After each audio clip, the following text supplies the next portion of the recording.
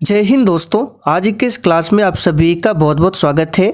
देखिए दोस्तों, बिहार डीएलएड प्रवेश परीक्षा जो कि 30 मार्च से स्टार्ट है, तो साथियों उसके लिए आज के इस वीडियो में जीके जीएस से 40 मोस्ट वीवीआई प्रश्नों को लेकर आए हैं, जो कि साथियों आपके एग्ज़ाम में पूछे जाने की काफ़ी ज़्यादा चांसेस है। तो साथियों जिनका भी एग्ज़ाम 30 मार्च को होने वाला है, आप लोग पूरा वीडियो को ध्यान से देखिए। तो चलिए साथियों, इसी के साथ आज के इस क्लास को स्टार्ट करते हैं। तो साथियों यहाँ पर आप लोग देख सकते हैं क्वेश्चन नंबर 51 से साइंस विज्ञान का प्रश्न दिया हुआ है। इसके बाद फिर हम लोग सामाजिक अध्ययन के प्रश्नों को कवर करेंगे। तो क्वेश्चन नंबर 51 में है, निर्जलीकरण क्या है। सभी ऑप्शन को ध्यान से पढ़िए और साथियों प्रत्येक स्टूडेंट को नीचे लाइव चैट में अपना अपना आंसर करना है, जिससे आप सभी का प्रॉपर तरीके से रिवीजन भी हो सके। तो यहाँ पर क्वेश्चन नंबर 51 के लिए आंसर क्या होगा, निर्जलीकरण क्या है। तो देखिए, निर्जलीकरण का अर्थ होता है किसी अणु से पानी का हटाना। तो यहाँ पर देखिए सी ऑप्शन में दिया हुआ है, एक अणु में से पानी का हटाना, ये क्या है, निर्जलीकरण। अगला क्वेश्चन देखिए, दो परमाणुओं के बीच बंध की खाली स्थान प्रकृति अधिक होती है यदि उनके विद्युत ऋणात्मकता का अंतर कम होता है। तो चलिए यहाँ पर 52 के लिए आंसर बता देते हैं। इसका आंसर होगा सहसंयोजक।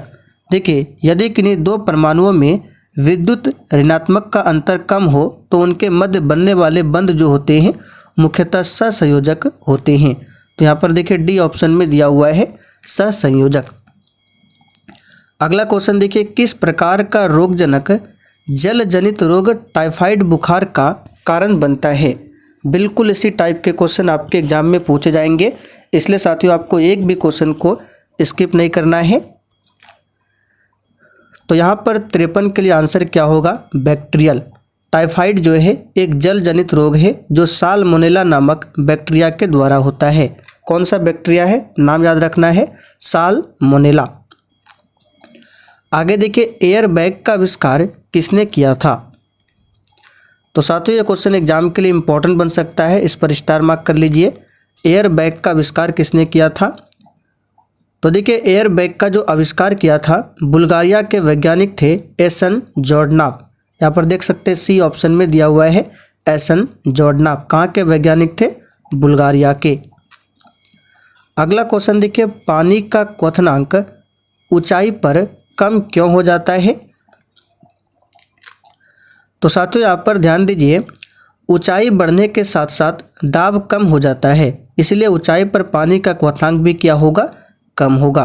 तो देखिए बी ऑप्शन आपका सही जवाब है। कम वायुमंडलीय दबाव के कारण क्या होता है, पानी का क्वथनांक कम हो जाता है। आगे देखिए, कोशिका के किस हिस्से में प्रोटीन बनाया जाता है या फिर बनता है। तो साथियों क्वेश्चन नंबर 56 के लिए आंसर क्या होगा, रिबोसोम्स।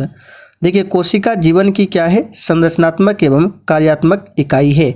यहाँ पे पूछा जा रहा है कोशिका के किस हिस्से में प्रोटीन बनता है, तो रिबोसोम्स में, इसे ध्यान रखिएगा। आगे देखिए, निम्नलिखित में से पोलियो की बीमारी होने का कारण क्या है। और देखिए साथियों, जो भी चैनल पर पहली बार आए हैं आप लोग चैनल को सब्सक्राइब कर लीजिए और साथ में बेल आइकन को जरूर प्रेस कर लीजिए, ताकि बिहार डीएलएड से संबंधित कोई भी वीडियो आपसे मिस ना हो। तो देखिए, पोलियो की बीमारी होने का जो कारण है ये है वायरस। वायरस को कहा जाता है विषाणु हिंदी में। आगे देखिए, हे फीवर निम्न में से किसका एक संकेत है। तो साथियों हे फीवर क्या है, किसका एक संकेत है, तो ये एक एलर्जी का संकेत है और इससे क्या होता है, नाक प्रभावित होता है। कौन सा अंग प्रभावित होता है हे फीवर से, तो नाक प्रभावित होता है और ये किसका संकेत है, तो एलर्जी का संकेत है। अगला क्वेश्चन देखिए 60 नंबर से है, N2 में कितने एकल इलेक्ट्रॉन जोड़े मौजूद होते हैं। और देखिए, जिन्होंने अभी तक सेशन को लाइक नहीं किया है, प्लीज़ आपसे रिक्वेस्ट है आप सभी सेशन को साथ में लाइक करते चलिए। तो यहाँ पे N2 में कितने एकल इलेक्ट्रॉन जोड़े मौजूद होते हैं, तो यहाँ पर इसका सही जवाब क्या होगा, डी ऑप्शन 2 होते हैं। और इसका परमाणु क्रमांक कितना होता है, N2 मतलब नाइट्रोजन 7 और परमाणु क्रमांक होता है 14। और इसकी खोज किसने किया था, तो N2 की खोज यानी नाइट्रोजन की खोज 1722 में रदरफोर्ड ने किया था। आगे देखिए, बार कोड स्कैनर का आविष्कार खालिस्तान में हुआ था। तो साथियों, बार कोड स्कैनर का जो आविष्कार हुआ है ये 1974 में हुआ था। इसे ध्यान रखिएगा, एग्जाम के लिए इम्पोर्टेंट क्वेश्चन है। बार कोड स्कैनर का आविष्कार कब हुआ था, 1974 में। आगे देखिए, प्रकाश का अलग अलग रंगों में होने वाले बंटवारे को कहा जाता है। ये तो आप लोगों ने 10th क्लास में पढ़ा होगा, सिंपल सा क्वेश्चन है। इसे प्रसार कहा जाता है, ऑप्शन के अकॉर्डिंग चलना है। प्रकाश जो है 7 रंगों में बटे होते हैं, इसको कहा जाता है प्रसार। आग का बाहरी सफ़ेद हिस्सा जो आंतरिक संरचनाओं की रक्षा करता है वह क्या है। तो साथियों, ये क्या है, यहाँ पर इसका सही जवाब हो जाएगा स्केलरा, जो कि यहाँ पे देखिए बी ऑप्शन में दिया हुआ है। और इसी को हिंदी में कहा जाता है दृढ़ पटल, जो सबसे बाहरी एवं अपारदर्शी श्वेत दृढ़ संरचना है। आगे देखिए, प्रोटीनों का निर्माण खाली स्थान से होता है। चलिए इस क्वेश्चन पर भी स्टार मार्क कर लीजिए। तो साथियों, प्रोटीनों का जो निर्माण होता है ये अमीनो अम्ल से होता है। यहाँ पर ए ऑप्शन आपका सही जवाब है, किससे होता है, अमीनो अम्ल से होता है। आगे देखिए, और यहाँ पे ध्यान रखना है, प्रोटीन की कमी से पूछे कौन सी बीमारी होती है, तो क्वाशियोरकर बीमारी होती है प्रोटीन की कमी से। और सबसे ज़्यादा प्रोटीन किस में मिलता है, सोयाबीन में।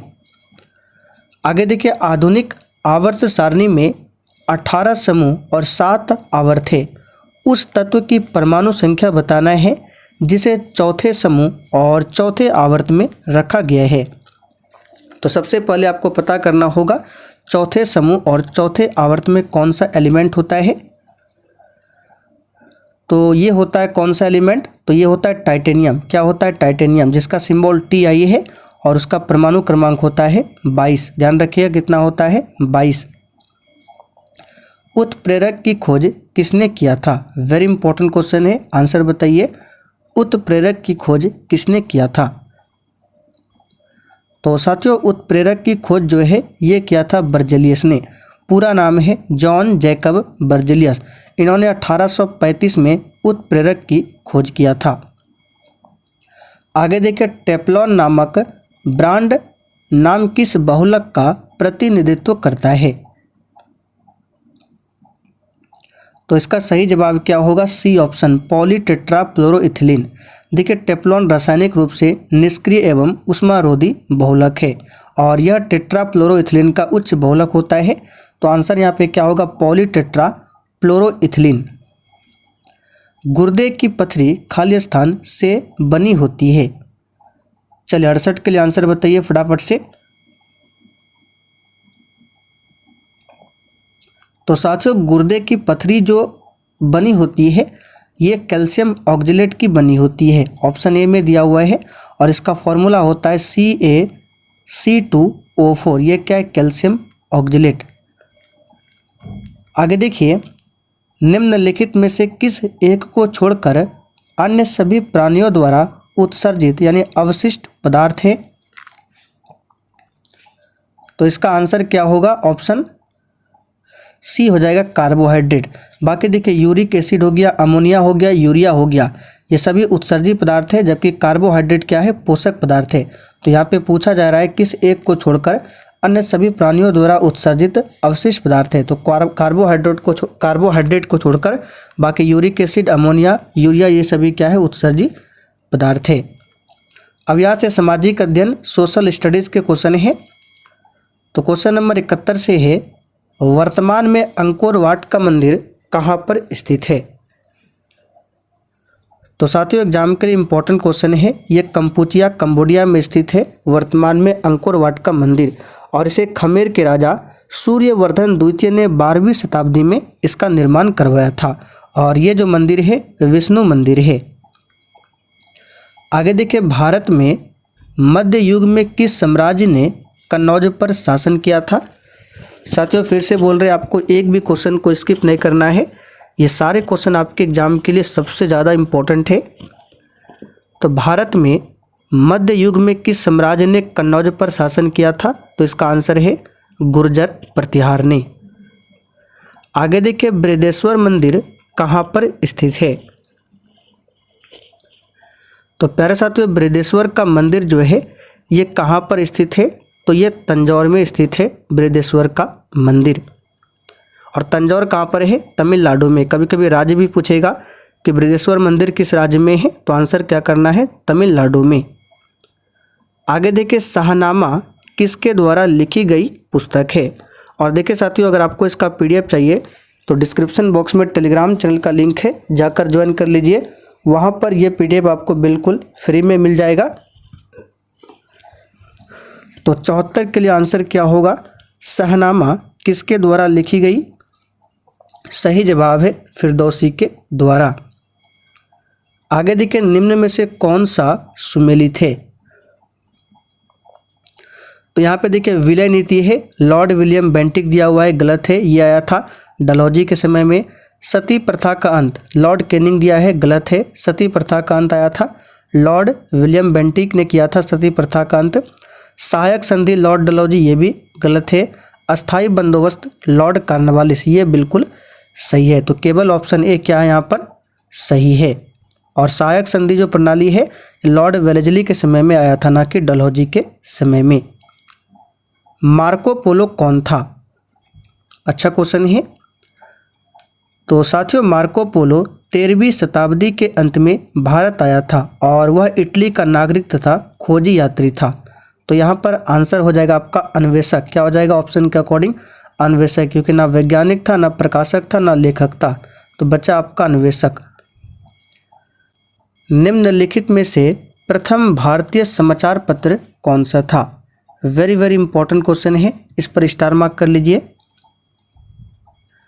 तो साथियों, बंगाल गजट ये प्रथम क्या था? भारतीय अंग्रेजी समाचार पत्र था और यह साप्ताहिक रूप से प्रकाशित होता था। अगला क्वेश्चन देखिए, प्रथम भूमिगत रेलवे का निर्माण कहाँ पर हुआ था? तो साथियों, सर्वप्रथम लंदन में प्रथम भूमिगत रेलवे का निर्माण हुआ था। तो आंसर हो जाएगा लंदन में। अगला क्वेश्चन देखिए, अमेरिका ने नागासाकी में परमाणु बम कब गिराया था? तो इस क्वेश्चन को हमने पहले भी बताया था आपको। 9 अगस्त 1945 को जापान के नागासाकी पर परमाणु बम गिराया गया था। नागरिक सुरक्षा संगठन की स्थापना किस वर्ष में किया गया था? तो दोस्तों, नागरिक सुरक्षा संगठन की स्थापना युद्ध के दौरान असैन्य नागरिकों की सुरक्षा के लिए हुई थी और इस संगठन की स्थापना 1962 में चीन भारत युद्ध के बाद किया गया था। तो आंसर यहाँ पे हो जाएगा आपका 1962। बाल कल्याण से संबंधित अंतर्राष्ट्रीय संस्था कौन सा है? तो साथियों, बालकों के कल्याण के लिए 11 दिसंबर 1946 को, डेट याद रखिएगा, 1946 को संयुक्त राष्ट्र अंतर्राष्ट्रीय बाल संकट कोष, जिसको इंग्लिश में यूनिसेफ कहा जाता है, देखिए ऑप्शन सी में दिया है, यूनिसेफ की स्थापना किया गया था। कौन सा देश दक्षिण यानी कि सार्क का सदस्य नहीं है? देखिए ये क्वेश्चन बार बार पूछा जाता है। सार्क की स्थापना कब होती है? तो 1985 में सार्क की स्थापना होती है। इसका हेडक्वार्टर नेपाल की राजधानी काठमांडू में है और इसमें टोटल 8 सदस्य देश है। कौन कौन सा है? तो मालदीव, पाकिस्तान, बांग्लादेश, श्रीलंका, भूटान, नेपाल और अफगानिस्तान, ये सार्क के सदस्य है। तो यहाँ पे देखिए कौन सा इसमें नहीं है? तो म्यांमार इसका सदस्य नहीं है। निम्नलिखित में से कौन सी सबसे लंबी नदी है? इन चारों ऑप्शन में से बताना है। तो आंसर हो जाएगा गोदावरी नदी, ये सबसे लंबी नदी है और ये दक्षिण भारत की सबसे लंबी नदी है। इसकी लंबाई 1465 किलोमीटर है। निम्नलिखित में से किसका उपयोग पृथ्वी की आयु परिकलन में नहीं किया जाता है? चलिए आंसर बताइए 84 के लिए। तो किसका उपयोग पृथ्वी की आयु परिकलन में नहीं होता है? आंसर है सी ऑप्शन, पृथ्वी का आकर्षण बल। बाकी ये सभी चंद्रमा का ज्वारीय बल, महासागरों में लवणता अवसादन की दर, ये सभी होता है।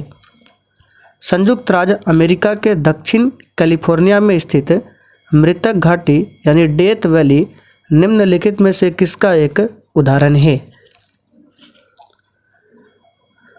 तो ये जो है रिफ्ट घाटी का एक उदाहरण है। मेओन ज्वालामुखी पर्वत कहाँ पर स्थित है? तो साथियों मेओन ज्वालामुखी पर्वत जो है ये कहाँ पर स्थित है? तो ये फिलीपींस में स्थित है। कहाँ पर? फिलीपींस में स्थित है और ये एक प्रकार का एक्टिव वोल्केनो है मेओन। निम्नलिखित में से किन जिलों में भारत की सबसे बड़ी अभ्रक मेखला पाई जाती है?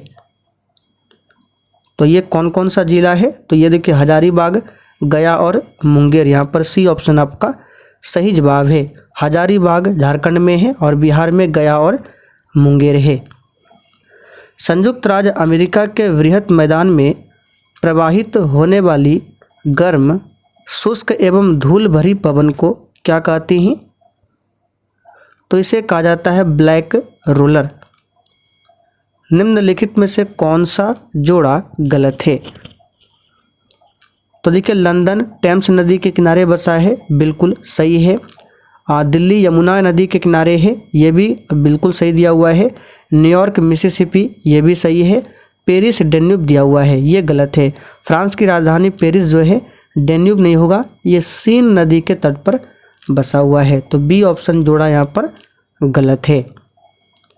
वायु की गति सामान्यतः जिस यंत्र से मापते हैं उसे कहते हैं? तो साथियों उसे कहा जाता है एनीमोमीटर, जो कि डी ऑप्शन में दिया हुआ है। बैरोमीटर से वायुमंडलीय दाब को मापा जाता है। तो चलिए साथियों आज के लिए इतना ही। अब आप लोग कमेंट करके बताइए आपने आज के इस 40 क्वेश्चन में कितने क्वेश्चन के सही आंसर किए हैं।